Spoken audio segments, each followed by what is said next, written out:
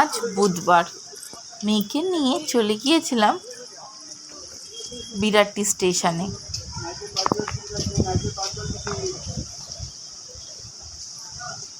এই বিরাটি স্টেশনের সাথে অনেক স্মৃতি জড়িয়ে আছে আমার।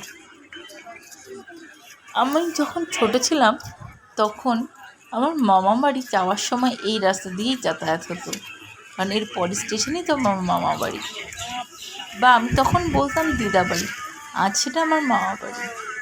আকাশটা কত সুন্দর হয়ে উঠেছে, ঘন কালো মেঘে যেন ছেয়ে গেছে, মনটা ভরে উঠেছে। সূর্য এখন প্রায় অস্ত, সকাল নেমে সন্ধে হয়েছে প্রায়। এখন অ্যাকচুয়ালি এখন বিকেলবেলা, বিকেল 4:30 মতন বাজে।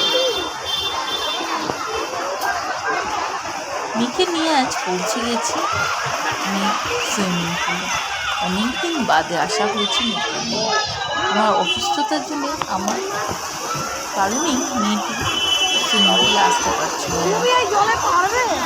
দেখেছেন, বহুদিন বাদে সুইমিং পুলে ঢুকে মেয়ে কতটা খুশি হয়ে গেছে, আপ্লুত হয়ে গেছে। হাতে নিচ্ছে বোর্ড, এই বোর্ড দিয়ে ও এখন সাঁতার কাটছে। যে সাঁতারের নাম আছে ব্যাক স্ট্রোক, ফিশ কাটিং।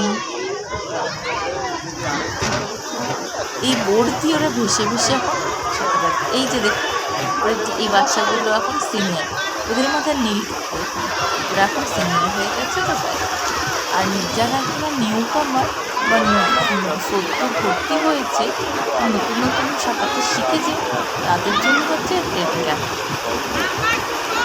আমার মেয়ে এখন মোটামুটি রেড ক্যাপেই আছে।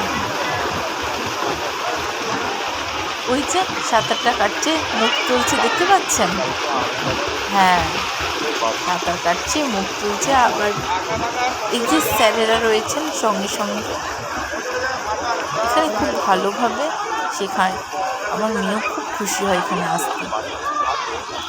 মেয়ে যখন খুব ছোট, প্রায় 2-3 বছর, তখন থেকে আমাদের প্ল্যানিং ছিল যে মেয়েকে সাঁতারটা শেখাবো। একদিকে যেমন এক্সারসাইজ হবে, তেমনই অন্যদিকে ওর একটু ভালোও লাগবে, কারণ এটাও তো একটা এন্টারটেনমেন্টই হয় ওদের জন্য। বাচ্চাদের জন্য এখন তো আর খেলাধুলো সেরকম ব্যবস্থা নেই, অন্তত সুইমিংটা করলে এক্সারসাইজটাও হবে এবং ওর ভালোও লাগবে। ছোটোবেলায় যখন আমরা ছিলাম তখন আমরা খেলাধুলো করতাম, এর বাড়িতে তার বাড়িতে দৌড়ে দৌড়ে গিয়ে কত যে খেলা খেলতাম, লুকাচুরি, কানামাছি, ভো।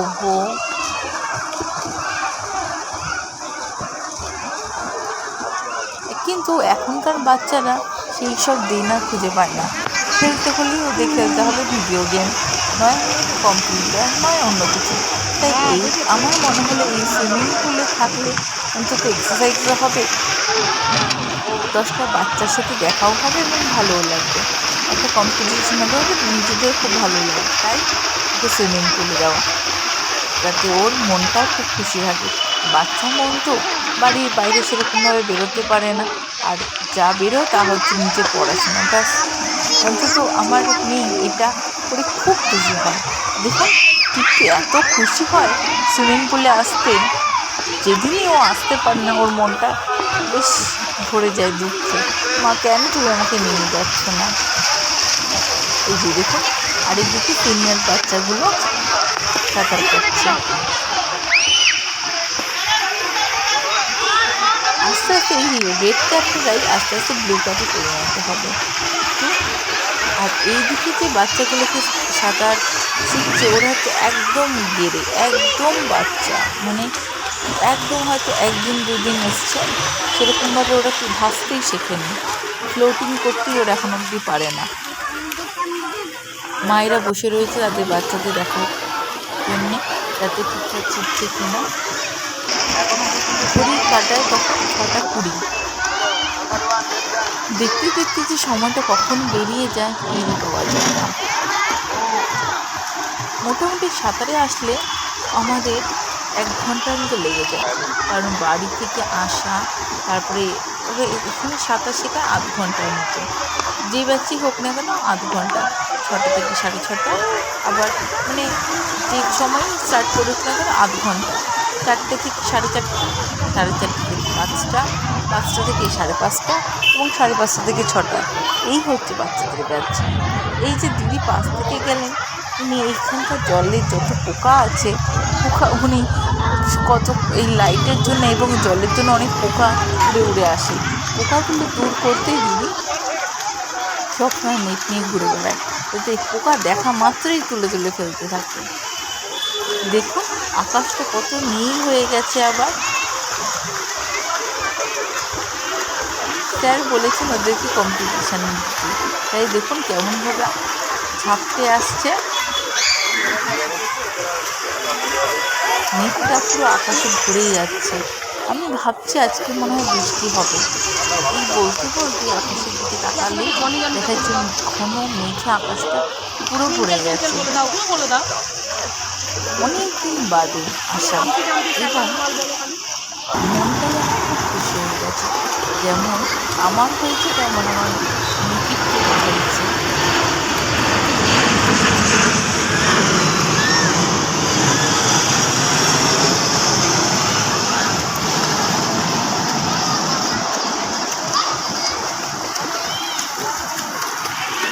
মেন মুখ থেকেই শুনেছি ব্যাক স্ট্রোক, ফ্রি স্টাইল,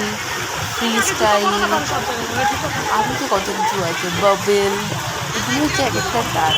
যখনই ওরা হাঁপিয়ে যায় তখন স্যারেরা বলেন জলের তলায় যা, তলায় গিয়ে বাবেল নে, মানে ভেতর জলের তলায় গিয়ে দম ছাড়লে তখন গিয়ে আর ওদের দমটা ওরা যে হাঁপিয়ে যায় সেই কষ্টটা লাঘব হয়ে যায়, আর কষ্ট হয় না। সেই অ্যাকর্ডিংই ওরা কাজ করছে। স্যারের যেমনভাবে ডিরেকশান দিচ্ছে সে অ্যাকর্ডিং ওরা সাঁতার কাটছে। এই ব্লু ক্যাপওয়ালা স্যার আর এই হোয়াইট ক্যাপওয়ালা ম্যাম দুজনেই খুব ভালোভাবে সাঁতার শেখায়, ধরে ধরে একদম শেখায়।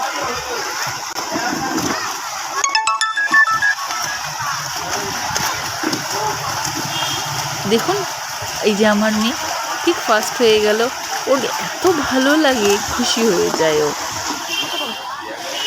আজকে তো মোটামুটি সাঁতার এখানেই শেষ, কারণ ঘন্টা বেজে গেছে, এখন উঠতে হবে ওদেরকে। যদি ভিডিওটি ভালো লেগে থাকে লাইক, শেয়ার, সাবস্ক্রাইব করবে, একটু পাশে থাকবেন, আর অতি অবশ্যই একটা কমেন্টস করবেন। আপনাদের কমেন্টসের জন্যই আমাদের কমেন্টস করলে খুব ভালো লাগবে। যদি ভালো লেগে থাকে লাইক, শেয়ার, সাবস্ক্রাইব করবেন। অবশ্যই ভালো থাকবেন, সুস্থ থাকবেন। দেখা হবে আরও একটি ভিডিওতে।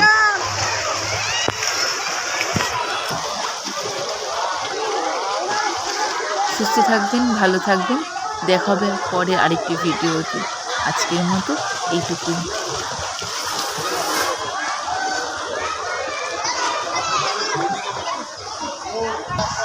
ভিডিওটি কেমন লাগছে অবশ্যই কমেন্টে জানাবেন।